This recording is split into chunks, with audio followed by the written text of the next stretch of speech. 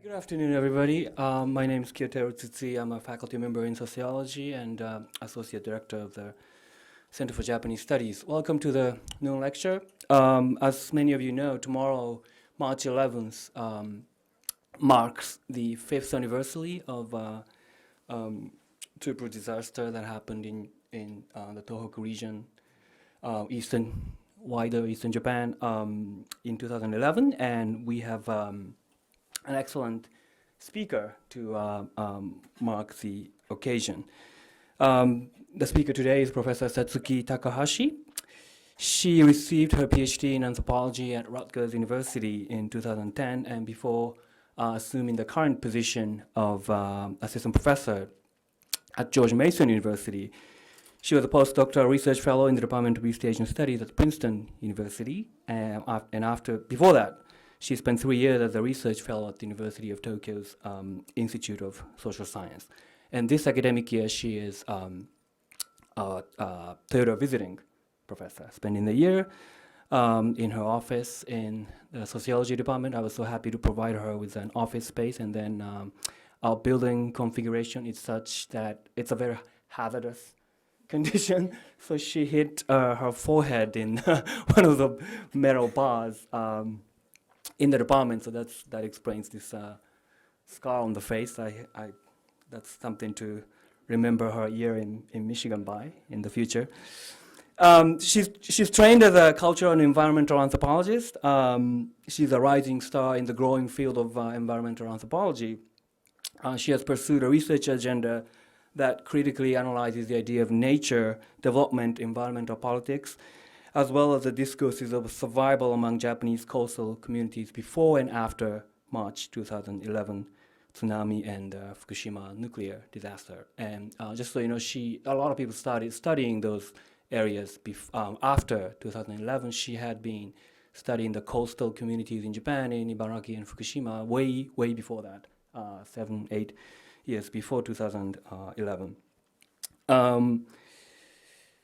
And based on this research, she has, in addition to 2 works based on the dissertation, one is a book chapter that came out in 2013 and a journal article currently under review. She's preparing a journal article on the historical relationship between nuclear energy and fishing industry, as well as a book manuscript tentatively titled The Current of Modernity, Nature, Survival, and Disaster in Japanese Fishing Communities. And she's also a co-editor of a book, To See Once More the Stars, Living in a Post-Fukushima World, which is an English-Japanese bilingual volume with short critical pieces by notable figures, contributions by scholars, artists, and citizens in Japan and the United States on the Fukushima nuclear crisis, and more broadly on nuclear technology and power. And today, she's going to give us a sneak preview of her current manuscript, The Ecology of the Future, an Ethnography of the Post-Fukushima Sea. So without any further ado, please join me in welcoming Professor Takahashi.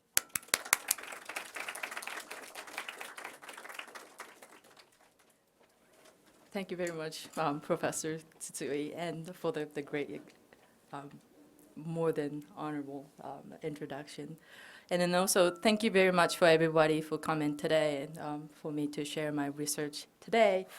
And I also like to thank you for the Center for Japanese Studies for the entire year for inviting me as a third visiting professor. And this year have been great in order for me to focus on writing my book manuscript.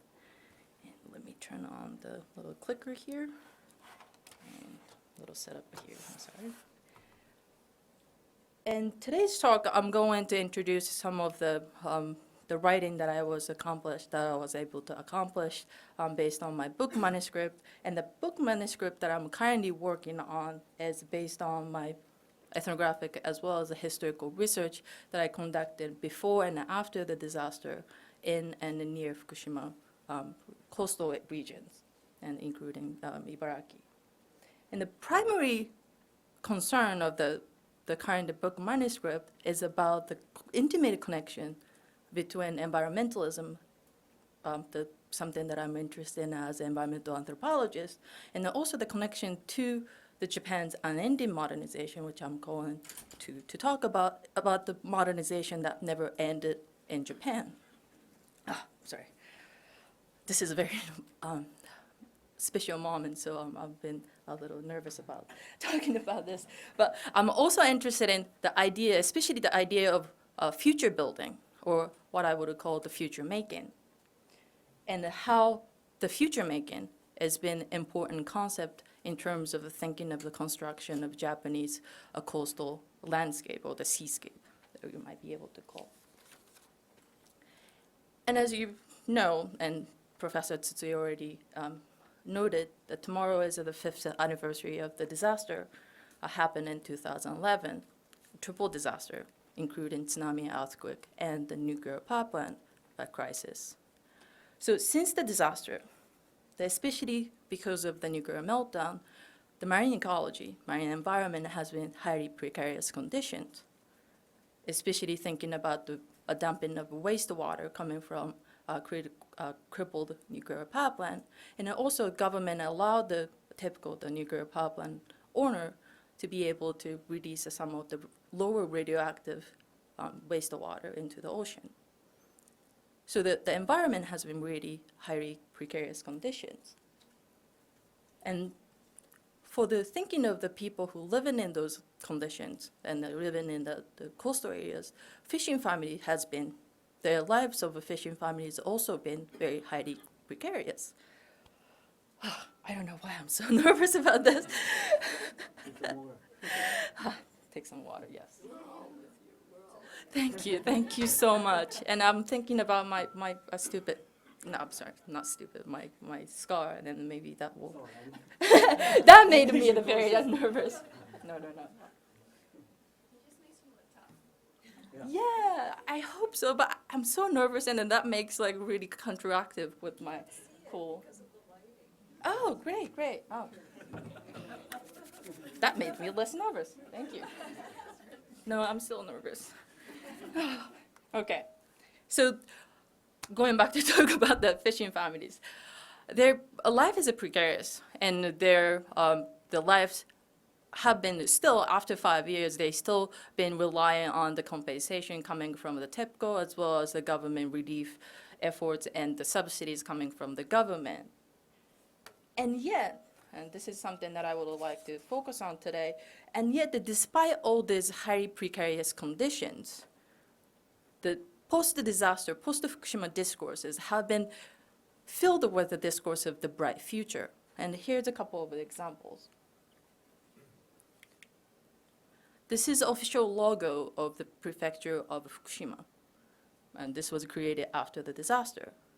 In Japanese, it says, Fukushima kara hajimeo, starting from Fukushima.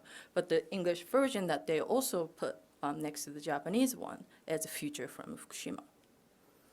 And another more recent example is this. This is the prefecture's new public school that they put in the township of Fukushima, the Futaba township, which was originally part of the evacuation zone, but after they reopened the evacuation zone for resettlement, they needed to open a public school because many of the public schools have been washed away or severely damaged by the tsunami. So this new public high school is named Futaba Future High School. So at sea, and these are the couple of examples that I put together, and you can find many other examples. But in terms of the seascape, I would like to talk about the quintessential example of the post-Fukushima futurity is the Fukushima floating wind farm. This is it's not just a wind farm. It's not just a coastal wind farm, it's a floating coastal wind farm. Has never been built anywhere in the world. In Japan, off the Fukushima shore, after the disaster, they built as part of the pilot project. And in order to talk about more, I would like to show you the video clip. This is a promotional video provided by the Marubeni Corporation, which is a part of the consortium, which is a part of the building of the wind farm. And there's a video.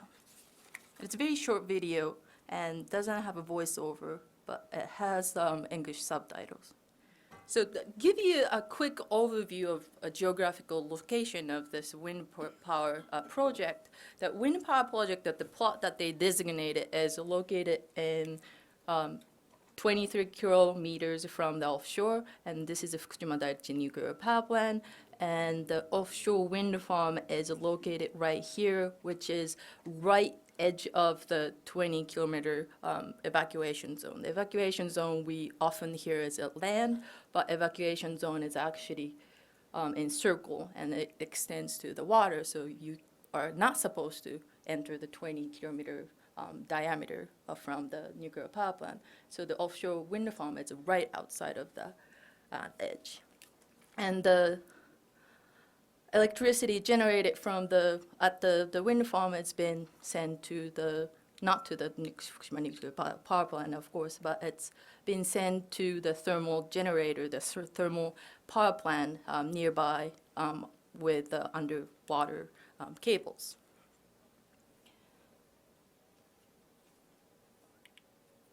And then importantly, the futurity of this wind farm project, the first of the wind turbine was named Fukushima Future.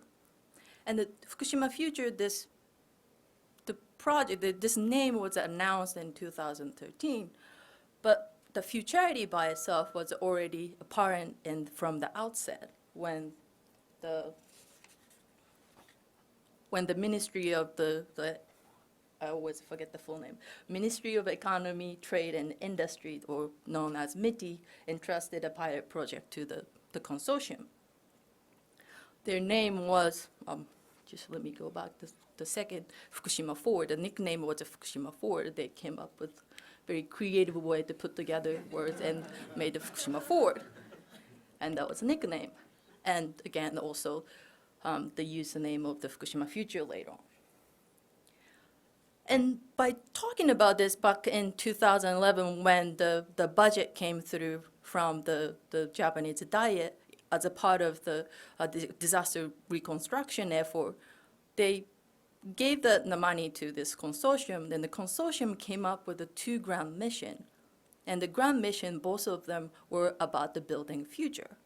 The one future for Japan, another for Fukushima. And the first grand mission is about Japan. The consortium's first mission was to build the world's first floating wind turbine, wind farm, and which they did, and you saw that on the video clip. And also, by using the structure, collecting the data, knowing more about the obstacles as well as some other data, the scientific data, including the ocean currents, how that affects, or the air currents, how that affects the production of electricity. One of the mission, in addition to the building the wind farm, was to get this knowledge in order to turn that into Japan's new industry, the future one, which will be internationally marketable. So this was a very big part for the Japanese government to entrust the money to this consortium. And in order to accomplish this national goal, the consortium itself very emphasized the team is constructed with All Japan team. The All Japan teams including 11 Japan's largest corporations as well as one of Japan's top-notch university. And according to the team leader of Marubeni, he said, the wind farm project will, quote unquote, open up the nation's future. And in addition, another partner, the University of Tokyo, they released the online article right after they got the money for the consortium. The online article they entitled 明日の風が海に吹く, which I will translate in English as tomorrow's wind blows at sea. So again, there's a futurity, the thinking about the building the future for the nation was very apparent from the outset. And according to the consortium, their second grand mission is about assisting the reconstruction of Fukushima's tomorrow.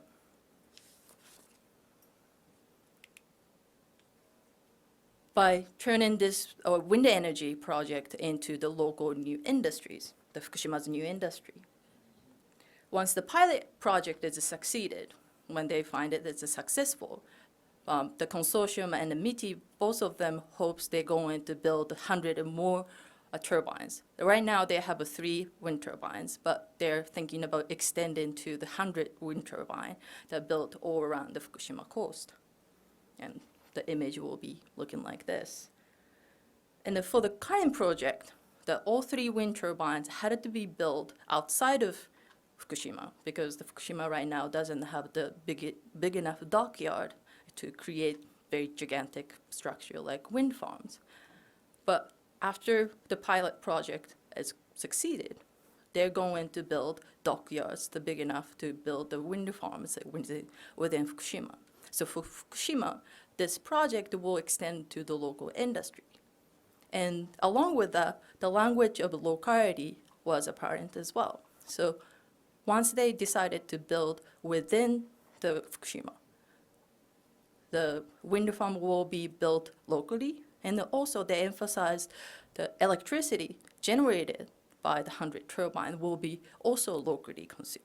So this is like a local food movement for the energy. And referring to consortium's 2 mission of future making, Professor Takahashi Ishihara at the University of Tokyo uses his old proverb, "Isseki nicho," kill 2 birds with 1 stone.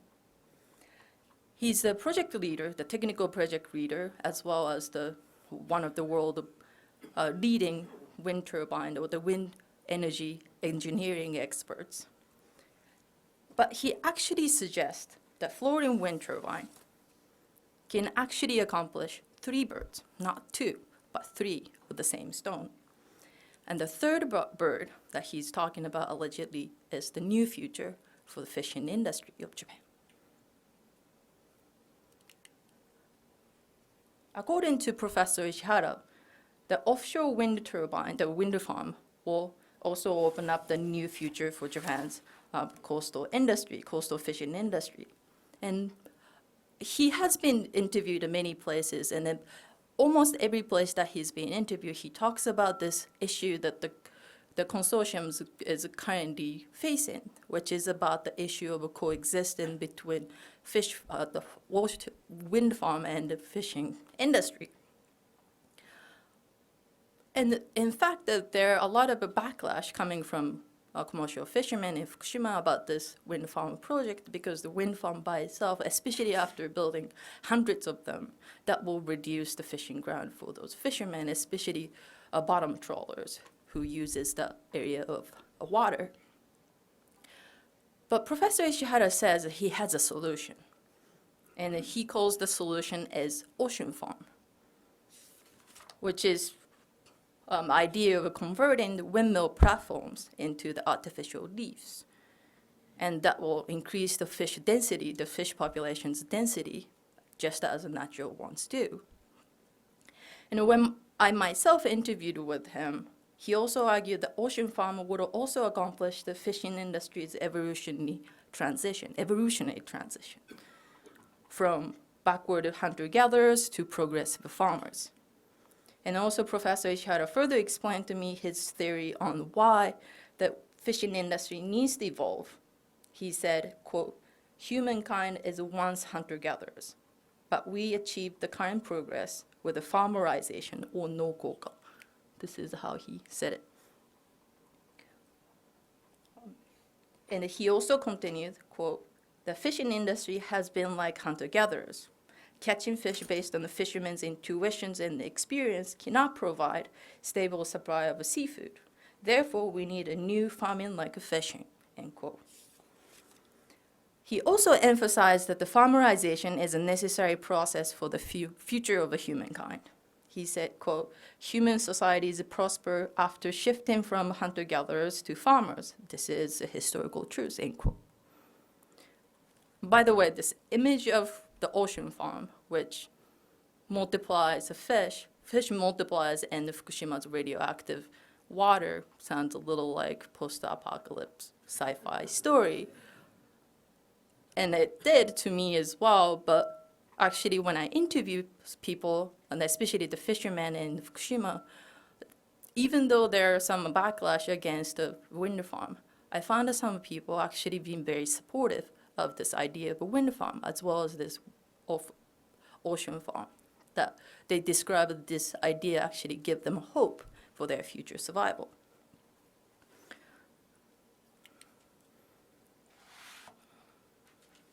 On a hot summer day in 2014, a few colleagues and I visited the 3 fishermen in coastal town of South Fukushima. It felt like a sauna inside of a tin roof building served as their office. They had built this structure as a workplace for their fellow fishermen, catching abalone and sea urchins after their old one had been washed away by tsunami. Above a window frame, there was new-looking Shinto shrine, a miniature Shinto shrine, kamidana, and the wall next to it was occupied by a dry, erasable planning board, the large one, filled with their schedule for that month. On that planner, the majority of the scheduled items were either debris cleaning or the collection of seawater and fish for radiation monitoring. Unlike the majority of the fishermen in Fukushima, who worried about the losing wind farm taking over their fishing ground, these 3 fishermen were supportive of the project. And among the 3 fishermen, Tanaka was the most vocal and enthusiastic supporter. He said that he was at first skeptical of the project, but he gradually gained the hope for the wind farm project as he had a more conversation with the consortium members. He especially liked the idea of ocean farms. He said that the ocean farm would provide fishing families an option to survive as a fisherman, as a fishing families, and this is the important point for him to emphasize. But in saying that, he was not in denial about the radiation pollution. It was actually the opposite. He suspects that it will take a number of years, uncertain number of years actually, for fishing in Fukushima to reopen. Probably a couple of decades or even more.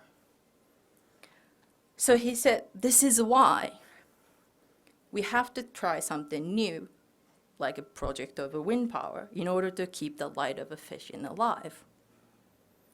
And because of the long duration of radioaction contamination, Tanaka worries that there might be no fishermen or no fishing families left when the sea is finally reopened for commercial fishing to be able to operate in the future. In order for fishing families to survive as fishing families, they need to keep fishing. And in order to accomplish this goal, Tanaka found his hope in the wind farm as well as the ocean farms.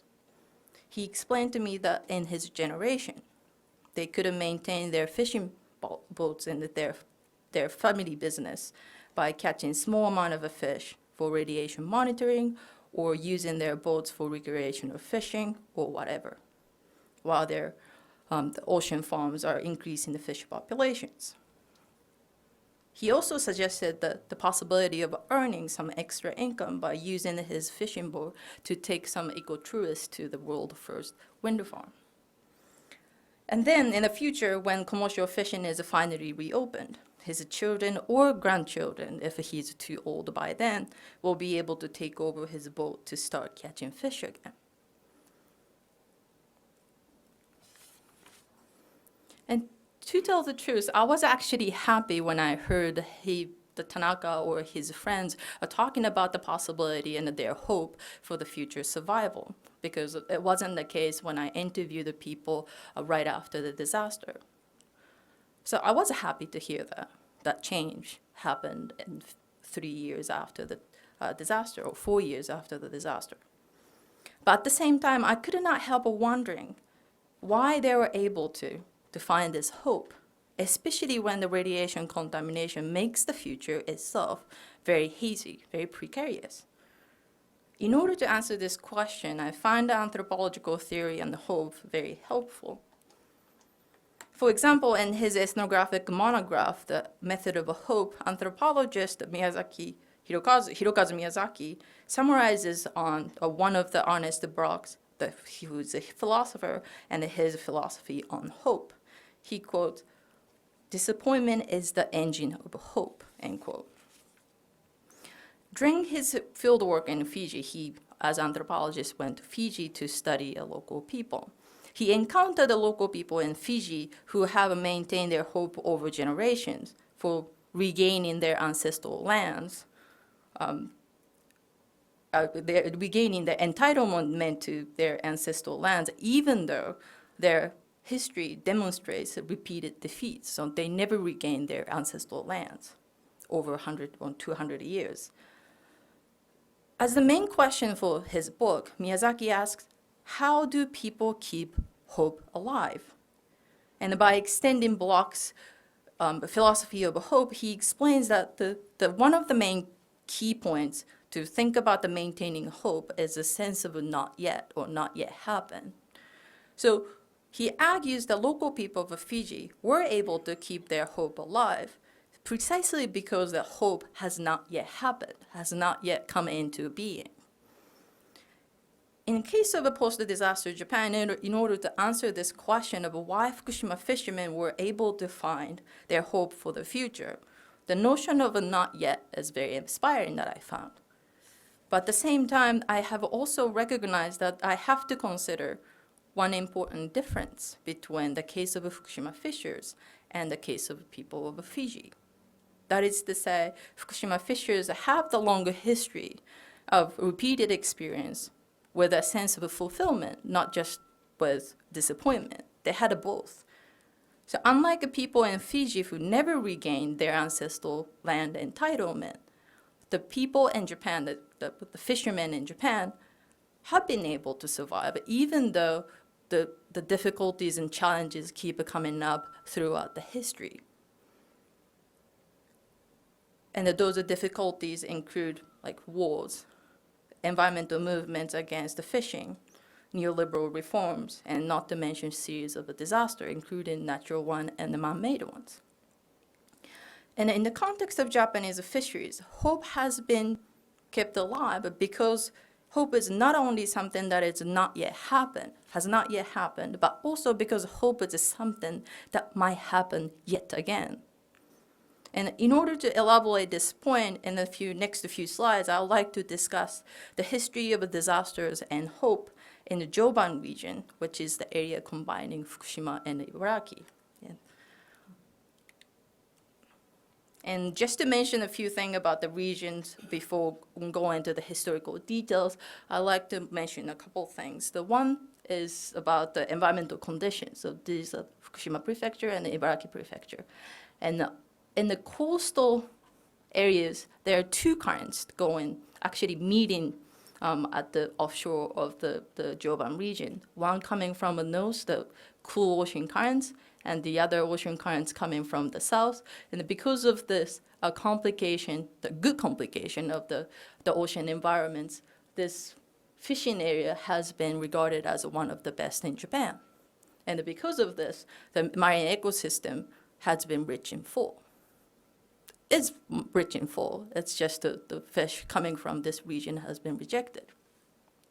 And because of this rich environment, the Joban fish, or the Joban mono, has been considered as one of the highest quality fish in Japan, or had been at least, until the disaster happened. Oh, I forgot to show you. This is one of the fish, actually from the region. It's actually not halibut. I don't know. I can talk about the fish all day, but this looks like a halibut, which is usually bigger flounder-ish fish. But this is actually a summer flounder, which usually is not that big. But because of this rich environment, you can get the fish like this. And another thing that I would like to mention, in this region, there are three nuclear power plants. The one is the infamous nuclear Daiichi power plant, and the Fukushima Daini power plant is the south of it. And there's another one in Ibaraki. It's called the Tokaimura nuclear power plant. And here, I list 5 major disasters happened in the last 70 years of the regions. And for the limited time that I have for today, I won't be able to talk about either, 1999 Tokaimura nuclear accident. Some of you will remember or forget that there was another nuclear accident that happened in 1999. And in 2006, just after I arrived in my field work, actually they had a tanker accident and an oil spill. So the disaster was not something that I was first encountered after the 2011. So for today, I would like to talk about the disaster, but also how hope kept coming up aftermath of these disasters. The first one I would like to talk about is the World War II. So during the World War II, the fishing industry in this Joban region was mostly shut down because of the series of air raid attacks and a lack of adult male population for the labor. But hope quickly reemerged in the ruined landscape. Immediately after the end of World War II, the commercial fishing was one of the few industries that had remarkably speedy recovery. And because of the severe food shortages during this immediate post-war period, there was a high demand for seafood as a source of protein. And as soon as the war ended, surviving male population, or the members of the fishing families, returned to their homes and started working again as a crew member. In addition, during this time, a major structural transformation of the fishing industry has also generated hope for their fishing industries and the families. The new democratic fisheries law was implemented under the U.S. occupation in the post-war period, and it allowed the former peasant fishermen to become independent boat owners. Furthermore, Japanese government provided the subsidies for fishing families to be able to purchase their own boat, which is not inexpensive, so they needed some subsidies. And the government provided subsidy to be able to keep their interest low for their loans. And then they also be able to purchase the equipment for their new fishing boats. And last but not least, the fishing cooperatives, a new system of fishing cooperatives, were also established during this period, which allowed the small-scale fishing, family-based fishing industry to flourish. But this, during the next, so these are the kind of like new hope that came up after the disaster, soon after the World War II. So the discussion about the post-war was overwhelmingly hopeful because of all these transition that the Japanese fishing industry went through. And the next couple of decades, in 1950s and 1970s, they're also going through this a historical change in terms of their structure as well as the seascape because of the major construction on the coastal land for their development, such as nuclear power plant. We have, many of them are shut down or stopped, but we still have the structure of 54 nuclear reactors in Japan. All of them are built in the coastal land. And I'm going to talk about more about it, but these are the kind of a part of the coastal development that the Japanese government went through during the 1950s and 70s. And also, this picture by itself actually was taken in 1967, and this particular one is reactor number 1 of the Fukushima nuclear power plant. And during this period, in addition to nuclear power plants, there are also industrial seaports being built along the coastal line. And while these coastal development was presented as a new hope for Japanese post-war modernization and for the bright future, this industrialization project also caused, as you can imagine, some challenges for people living in the coastal land, especially the fishing families.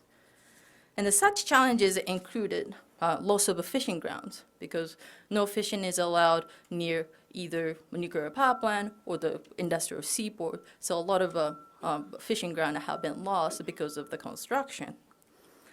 And also, a lot of the fishing families had to relocate their household from coastal lands to inland because of the construction needed the land specifically on the coastal line. So many of the fishermen had to relocate and have a new life there. They kept their fishing families as fishing families, but still the relocation created some complication. And then also there are some air and waste, water pollution caused by the industrial waste, and as well as the thermal discharge, the water coming from coolant system of the nuclear reactors. Now I'm going to talk about a little more in a few minutes. But thinking about these challenges, however, despite all these negative effects that caused by the coastal development, almost all fishing families that I have interviewed with expressed overwhelming, well, I hate this word, I'm sorry. By and large, I can put it, positive memory of an era of development. When they told me their stories from this past, they usually start with the phrase saying, 開発のおかげで, thanks to development. As in, thanks to development, we got a modern fishing ports with a concrete wall, seawalls, which they actually did as a part of their compensation for losing the fishing grounds as well as relocation of their houses. Thanks to development, we could finally upgrade my fishing boats with a modern, powerful engine. Thanks to development, our standard of living has tremendously improved. Or thanks to development, fishing business has become so successful. Additionally, one of the fisheries agents from the prefectural office told me, thanks to development, fishermen become a marine conservationists. Oh, so this is the new fishing ports that they received after they losing some of the fishing grounds and relocation of their house. So the marine conservations. The fishermen in this picture are releasing the fish juvenile into the ocean, which is one of the marine conservation tactics or strategies called fish stocking in order to maintain the population of a wild fish species. And you might wonder why wild species if they're releasing artificial fish into the ocean. It's a great question. If you have a question, I'll be happy to answer. But if I keep talking about this, I will go over time. So if you have any question, I'll be happy to answer. And actually, I'm going to talk a little more later on, so just behold. In the 1970s, international criticism against the overfishing of Japan in distant water, as well as you can imagine the whaling industry of Japan, had been highly criticized, and that started around 1960s and 70s. So around that time, the Japanese government wanted to counteract with the criticism going against Japan. So the Japanese government come up with this idea of developing scientific marine conservation in order to show the international sphere, the international community, Japan, the Japanese government actually taking care of the marine resources, rightfully. So the scientific marine conservation was the one way to counteract with the criticism. But you might wonder, maybe just myself, but I was wondering if you wonder that why industrial development can help marine conservation. It sounds a little oxymoron, the environmental conservation and the industrial revolution or industrial development. It's usually go against each other. The answer for this question is actually it is a development of a nuclear power plant that supported the development of scientific marine conservation. And this is the picture, aerial photo that coming from 1990s. This is the Fukushima Daiichi nuclear power plant. And the south of it is the fish hatchery. And these two facilities are actually connected through a water pipe. And when I say they're connected through the water pipe, I often get the question of, are the water radioactive or not? So I give you a quick, I wanted to do this. I wanted to give you just a quick explanation how the water been delivered from nuclear reactors to the fish hatcheries. So this is a simplified structure of the nuclear power plant. which was used for Fukushima Daiichi nuclear power plant. It's called boiling water reactor. In this structure, there are two circulations of water, which are separated. One is radioactive, the other one is radioactive free. The main circulation of water, which is radioactive because going through the radiation core, the nuclear core, this is how they generate the electricity. The water goes through the nuclear core that boils up the water, creates the steam. The steam spins the turbine, and that's how they generate the electricity. But after this turbine, they need to condense the steam into the water. And in order to do so, they need coolant water. This is a separate pipe. And in Japan, they use seawater. And that's why the nuclear power plants in Japan are all built next to the shore, because they need the water for the coolant system.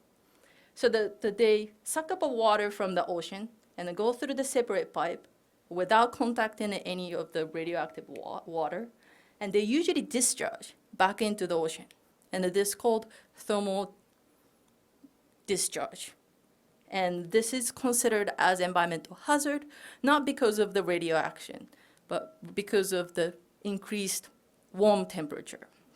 The water becomes 13 Fahrenheit higher than the usual seawater, or the 7 centigrade higher than the usual seawater. So think about that much of the warm seawater going back to the ocean. That will affect the environment of the marine ecosystem. So instead of discharge, they extend this water pipe into the fish hatchery. And when I visited the fish hatchery over a decade ago in 2004, one of the marine biologists told me that his center was one of the nation's most advanced fish hatcheries. He also explained to me that by using the warm discharged water by Fukushima nuclear power plant, it speeds up the spawning seasons as well as the growth of the juvenile of a fish. And between the 1980s and 1990s, early 1990s, Japan actually built 64 fish hatcheries around Japan in total. And among the 64 fish hatcheries, 19 of them were built next to energy plants in order to receive the warm discharged water directly through the pipe from the plant. And eight of them were connected to thermal generators, and 11 of them were connected to nuclear reactors. And in order to show how these fish hatchery has been discussed as one of the important symbol of the modern Japanese coastal fisheries, and how it was tied to the image of a hope in the future, I'd like to introduce a story from 1999. In 1999, the annual National Fisheries Convention was held in Fukushima. During this ceremony, Japan's emperor and empresses praised local fishers for their effort of marine conservation. And then, as the highlight of the event, they released a bucket of fish juveniles coming from the nuclear fish hatchery into the ocean. The slogan of that year's convention was nurturing the ocean. There are too many ends around here. Nurturing the ocean, we built a dream bridge to the future. But in March 2011, the massive tsunami demolished both nuclear power plants as well as the fish hatchery. And this is the picture that came right after the tsunami. A couple of months after the disaster, a fisheries official of Fukushima told a reporter from Yomiuri Shimbun newspaper, quote, "Until the accident, we and the nuclear power plant coexisted in peace and prosperity." For many years, the Japanese government disaster management assumed that the radioactive water, if the nuclear power plants have accident, the wastewater going to the ocean will simply disperse and diluted equally. But of course, this assumption had been wrong. And on March not much, I'm sorry, it's not much.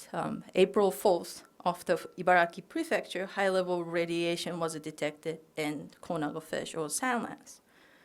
Radioactive iodine detected was 4,080 becquerel per kilogram, and the cesium was 526 becquerel per kilogram.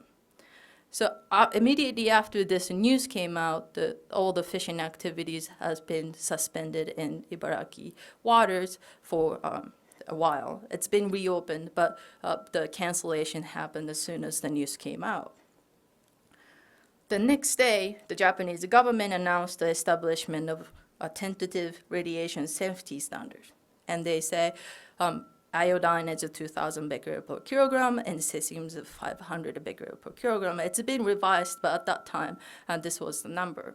So above this standard, the fish are considered as risky, including the one that we just found out in April.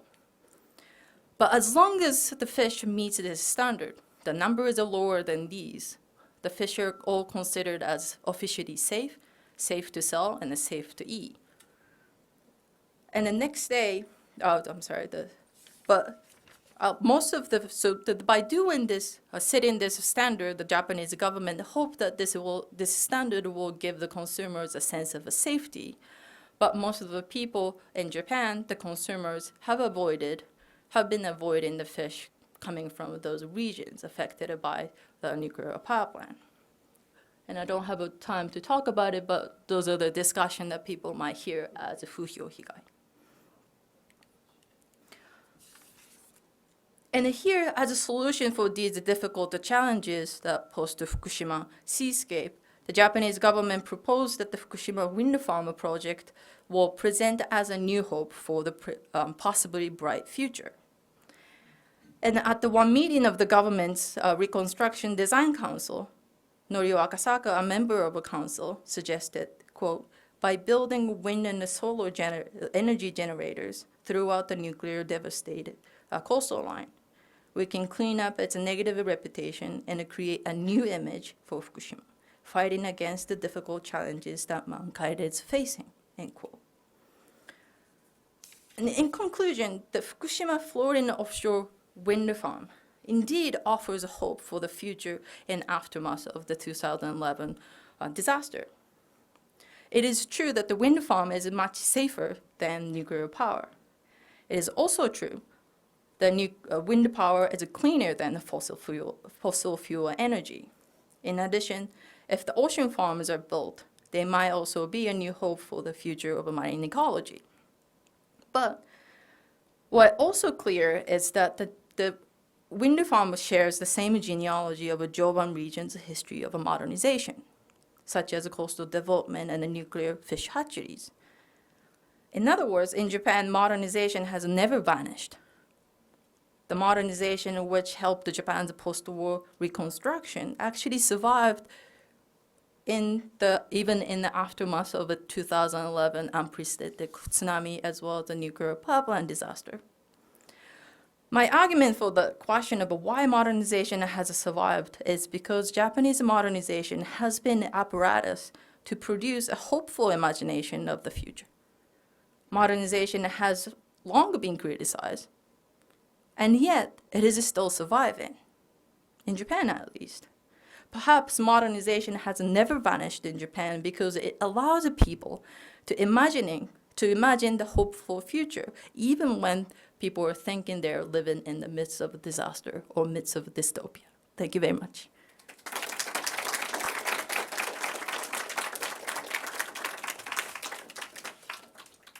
Okay, so do you want to field the questions or do you want me to? Let's see, do you need to go soon? I do need to go. Yes, so listen.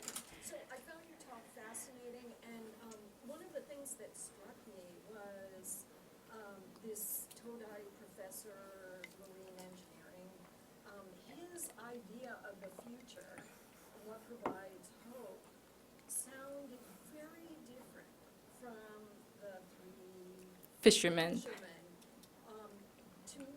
What it sounded like was, he's imagining a kind of systematic reorganization of the farming industry, a kind of factoryization of guys, they sounded like, they were biding their time until they could go back to their idea of, sort of independent fishing families going out into the ocean to catch fish. And, it's so interesting the way, and in the meantime, the floating wind farm and the sort of fish farm idea, provides some crumbs for them so that they can survive until that return to a whole way of life. Right? But it's so interesting the way the two intersect. Right, there. right. I mean, are they aware at all of did you get a sense that they're aware of the areas of incompatibility?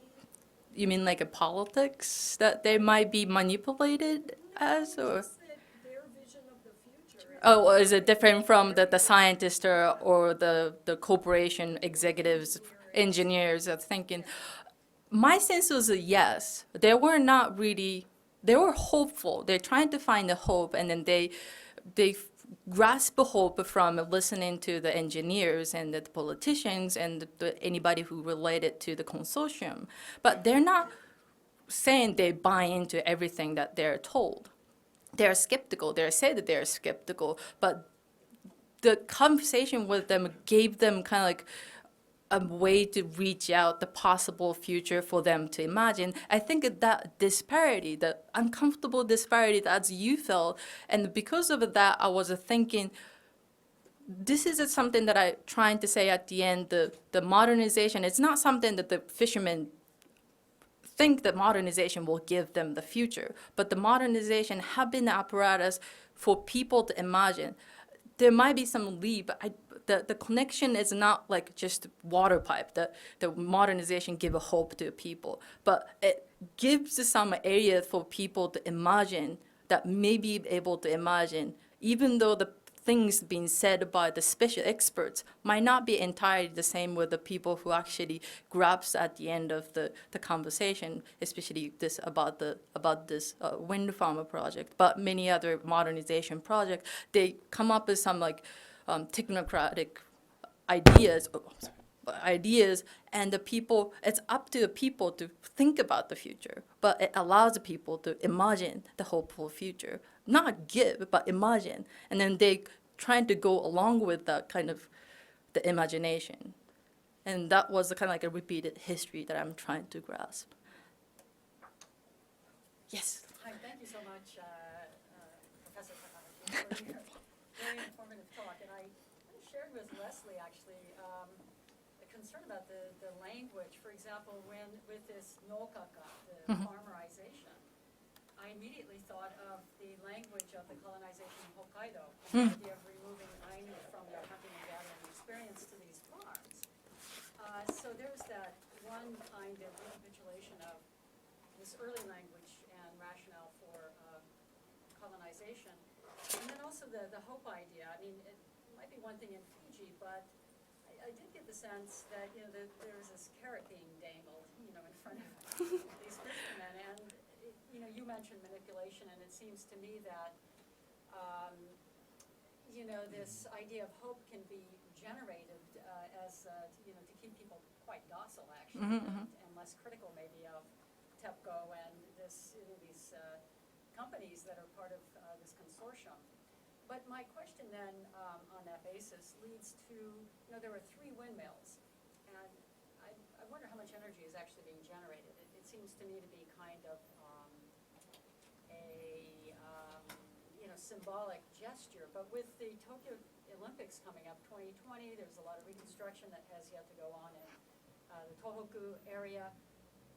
What is the likelihood of this wind farm actually being developed within the lifetime of these fishermen?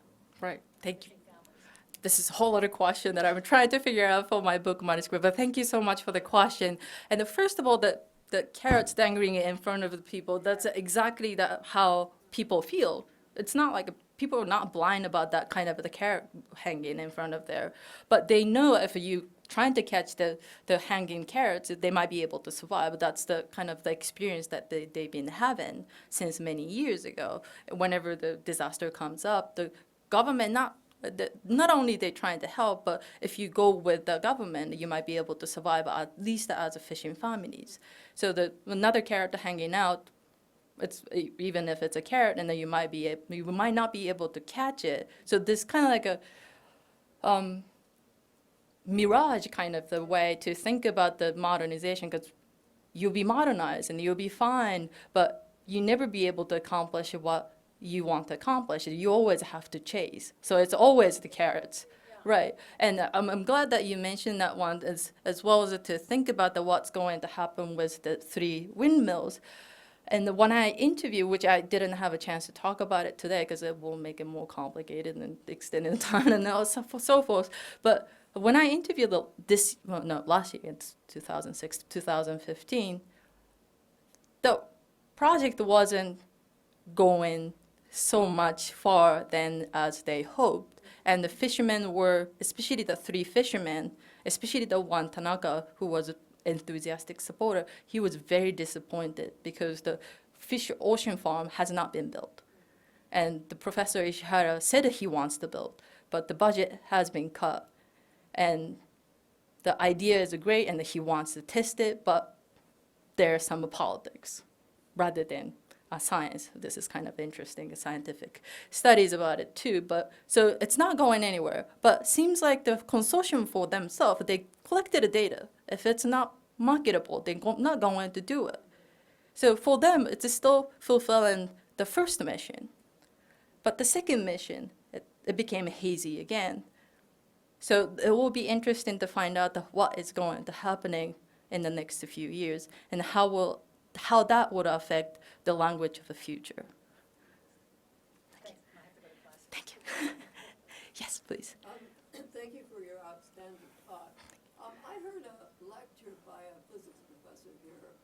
He was talking about a technology that uses ocean currents as an energy source. Mm-hmm. And it was a very interesting talk. He's a professor here in the physics department. That he said this technology is developed to the point where it could be used now. And this Mm-hmm. lecture was like a couple of years ago. So I mean, it was not like something that's just sort of on the drawing board, but something that could. Is this something that the Japanese are thinking about at all?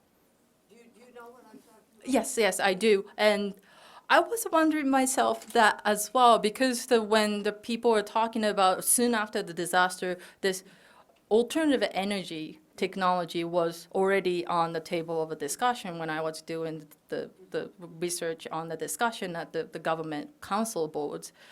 But they picked the wind energy rather than the tidal the energy generators. And I was wondering, this is a very personal imagining answer for that, is because this is more visibly available for people to imagine the future. If it's a tidal one, you have to go underneath of the water and to see this is the new technology. But this, you can see it above the seawater.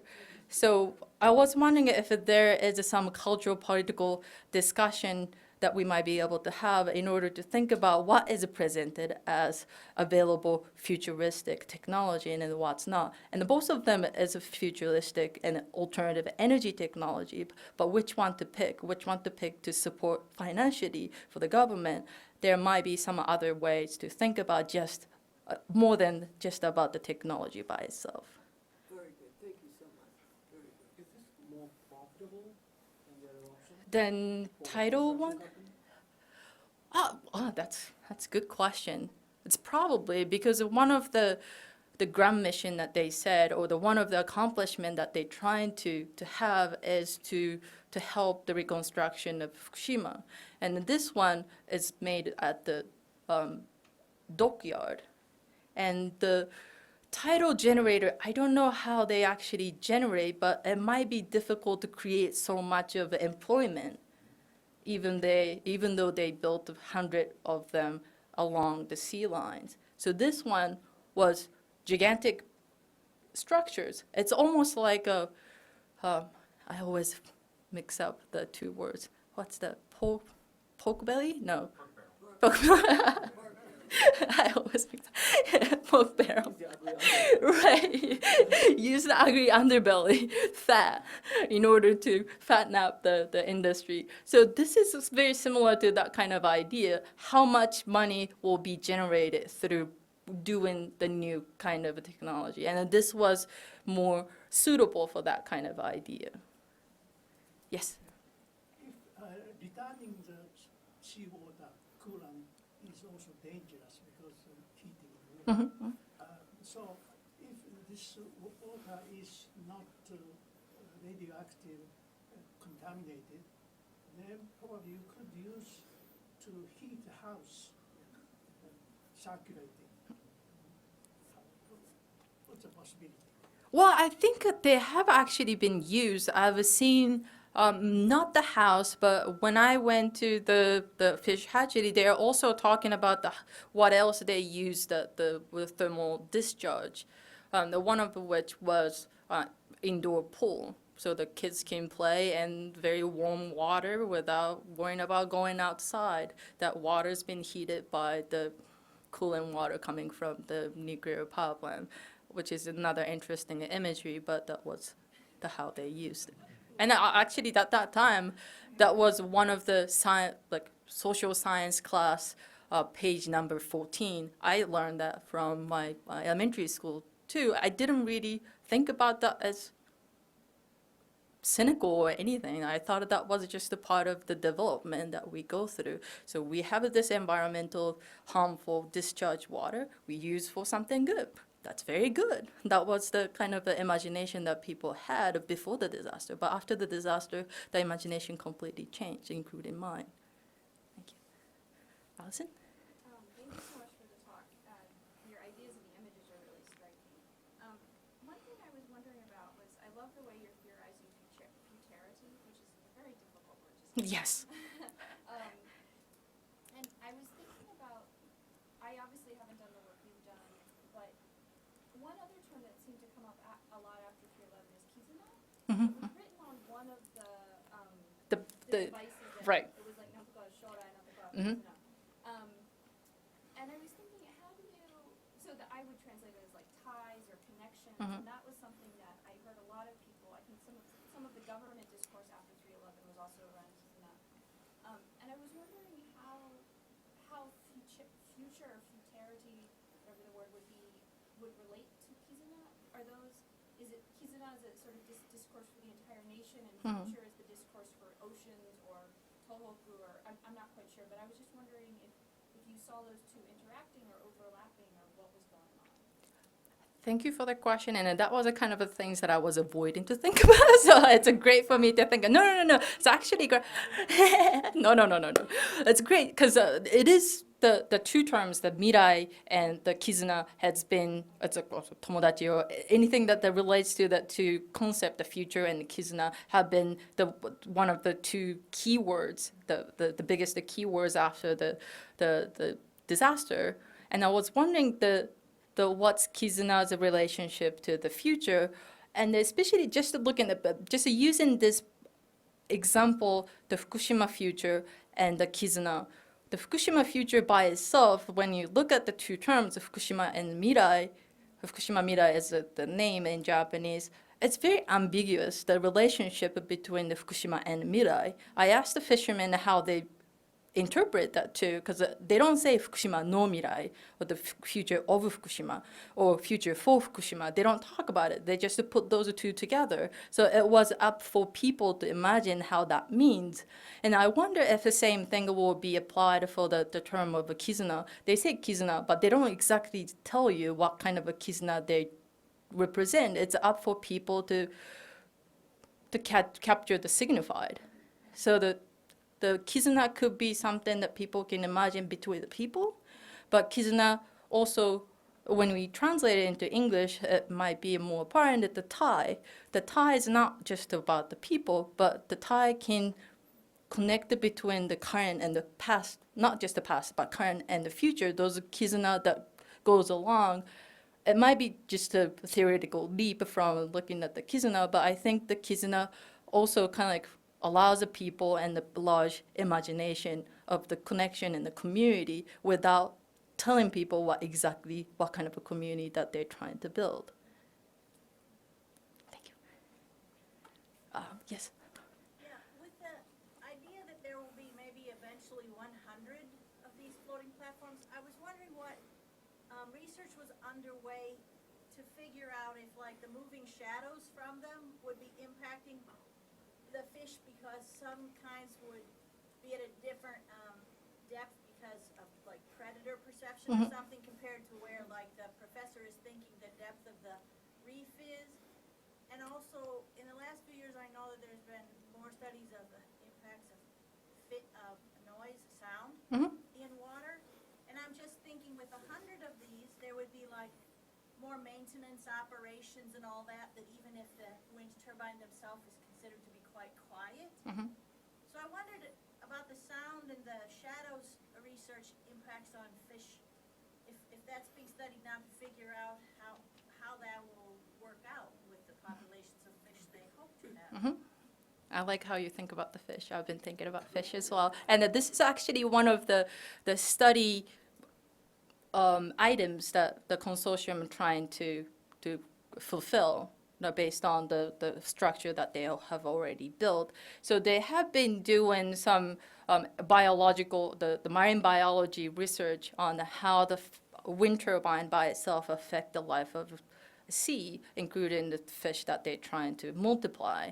So the studies are still undergoing, so we don't have the whole lot of understanding of how the vibration or the shades or the even though it's a floating, they probably change some currents, especially if they build 100 of them. The ocean flows of the water will probably manipulate it by the structure. So how that will affect in the fish is one of the concerns, but right now, there seems like a budget being slimmer and slimmer, and that they don't have enough money to figure out how the fish population will be affected by the 100 turbines. And it's possible the 100 turbine will not going to be put into the action.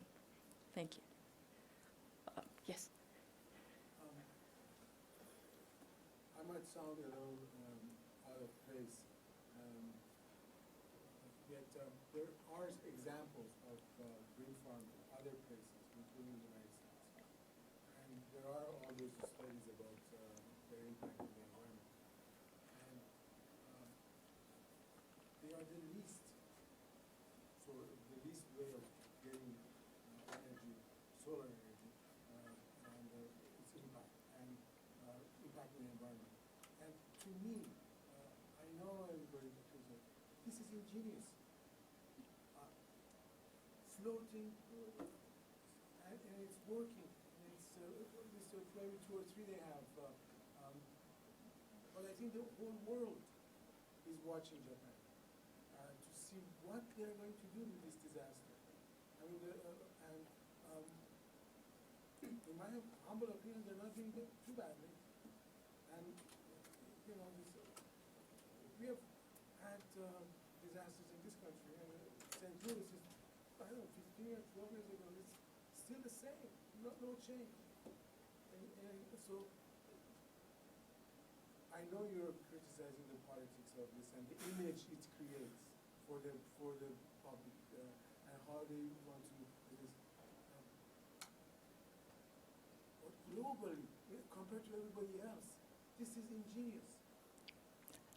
First of all, I would like to mention that I'm not criticizing the critical of the language of the future. The technology by itself is great. If that works, it will be great. You know, like I said at the end of the presentation, is a cleaner energy, and hopefully the amount of the generating the energy sources will be increased, so that will compensate some of the loss we'll have by shutting down the nuclear power plant. But what I'm questioning is not criticizing what they're doing, but thinking about the language of the future. And so that what you're saying is it's great, and I'm sure that the Japanese government will be happy to hear that kind of a compliment for the people to evaluate what they're doing. But I think what I'm talking about, it's slightly different from just criticizing Japanese government. I hope they do well, and I hope that as many people as possible to be helped by whatever they're doing. But I think at least for the theoretical reasons and the thinking about what the disaster and the future might mean for the future of our mankind, of the future of our academy, I think it's important for us to think about the language of the future rather than just accepting as is. Yes, please. I agree with what you're saying, and there's like a danger in terms of how you project the future and the concept of hopefulness.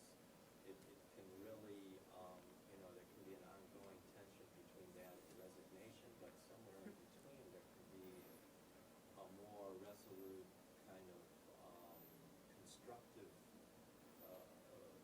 projection of the future based on lessons learned, and that's the danger kind of front with all this, is that what is going on in terms of lessons learned?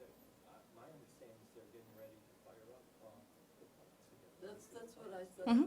Getting relicensed. That actually have effect on how the money are reducing in the sense to. And in terms of the actual radioactive release, the concept of the circle going into the ocean, I don't know, that seems to me a little puzzling. How do you draw a line around the expansion? And I have a question for you. Yes. Are you aware of whether there is continuing release of radioactive, as they were continuing to cool those rocks that were still super hot? Mm. And it went on for, I'm not sure, on the internet, a few years. Is it going on today? This is all the sort of stuff that if you are trying to kindle that hope for the future and investing in that, in the wind farms, and by the way, what's going to happen to the tsunami, another tsunami comes, so what's going to happen to floating wind? Is there actual significant work, effort, awareness, consciousness going on by the environmentalists, by whatever department within the government in Japan? Are they putting super effort into dealing with the fallout of this disaster and preventing it? How many lessons do we need? It's a global net. It's not just Japan. It's the Pacific Ocean. Especially the lessons that the Japan have learned can be used for other places. It doesn't have to be applied, but can be used for some part of the information. But one of the things that a discussion about the environmental science and the environmental effects, and including the environmental activists or environmental the personnel who wants to weigh into the discussion of the future of the coastal regions or the ecosystem, the opinions are not in consensus, as you can probably imagine. This part of the environmental engineering can fulfill some of the environmental concerns, including the nuclear energy. We can replace this kind of the alternative energy by using with the nuclear power plant. And then also, if I remember correctly, the floating structure was designed because of the tsunami as well, because of the tsunami. If they if they have the whole pole against the ocean bottom, it will be dangerous against the incoming tsunami wave. But because it's a flooring, it has a little more buffer zones to go against. And then also it's been built 23 kilometers off the offshore. The tsunami usually more fatal when it becomes close to the coast. So if it's 20 kilometers off the shore, the tsunami, the height of the tsunami is usually not as high as you see in the coast. So their selling pitch was also that this will be comparable for other energy sources because this can be resistant against the tsunami or the future disaster. But what you're asking is much bigger than just the single structure, and also considering the continuous dumping of the wastewater. And that's a great question. I think one of the big criticism the Japanese government have is their secrecy of the information. But my theory is that they're not just secret about the information that they have. I think the another problem is they're not, how would I say, they're not transparent about what they don't know about. So they seem like they know everything, and the people think that that's a lie. And they actually might not know as much as they present, rather than they're hiding some information that they already have. The information that they don't have is much greater than what they might be hiding. I have no way to knowing that, but I would imagine the miscommunication is coming from the kind of a confidence. And especially when you're talking about the future, you have to be confident that we're building the future. And that confidence in the futurity kind of undermines the amount of knowledge that they're lacking, including how much radioactive water been released into the ocean. I probably think that nobody actually knows. And we're going to find out in the future. But you cannot think about the full future if you're talking about we're not going to know in the future. But so the kind of the language and not knowingness is the kind of the tension going underneath the water. Thank you. On the issue of Kizuna and Mirai, I had a quick question. So Kizuna or bonds, ties, that is an otomodachi, friendship. Those are the languages used in Tokyo, really, right? So these are about connections between the affected areas and other parts of Japan. And in those local communities, they're not lacking for Kizuna, ties, right? So a tight-knit community, they know each other well. What they're lacking is the hope, the future, right? So that's probably one reason why they talk more about hope and future, or those are the words that are used to sell those projects to those communities. Because ties, I mean, it's nice, I'm sure they appreciate their efforts to make connections between affected areas and other parts of Japan, but in the local community, they don't lack for bonds and ties. Yeah, that's actually an interesting way for me to think about the kind of the message that I received from an interview with the local people in Fukushima and Ibaraki. They talk about the ties within their own communities, but they're concerned about the tie between the so-called rural place and the Tokyo. Tokyo says whatever, and then they inject some idea into the rural areas as a part of, in the name of rural development. But they feel there's not much tie or bond that connected between the two landscape and the political landscape as well as the environmental landscape. So even though the Japanese government from Tokyo talking about the bond or the future, there might be a lack of understanding of how that can be tied between those two landscapes. So it's a great question to think about, that kind of unending gap always have between the rural and the city. One more question? Last question? Well, thank you very much for your talk. Some people are saying, I was wondering if the windmill is really a clean energy or not, because I wonder how is the actorhood of the Japanese government, how important the Japanese central government is. Because when this disaster happened, I was working in the Japanese government, and I was reading the Kankyo Hakushu annual review of the environmental policy, which is written by Japanese government, and apparently you could see the preference over each energy as a stance of Japanese government. For example, they were really preferable. I mean, they had a huge preference over nuclear energy. They were only the good things according in their policy booklet, and they were not really into this like wind, solar energy because of the noise issues and the efficiency of the land as Japan, because we don't have a lot of flat field, which is good for this way of generating the energy. But it seems that now they're really pushing it as an alternative, like futures and hopeful energy. So the All Japan project mainly consists in the private Japanese company, but I was wondering how important or how effective the government is for this project. A great question, and to quickly respond to that is,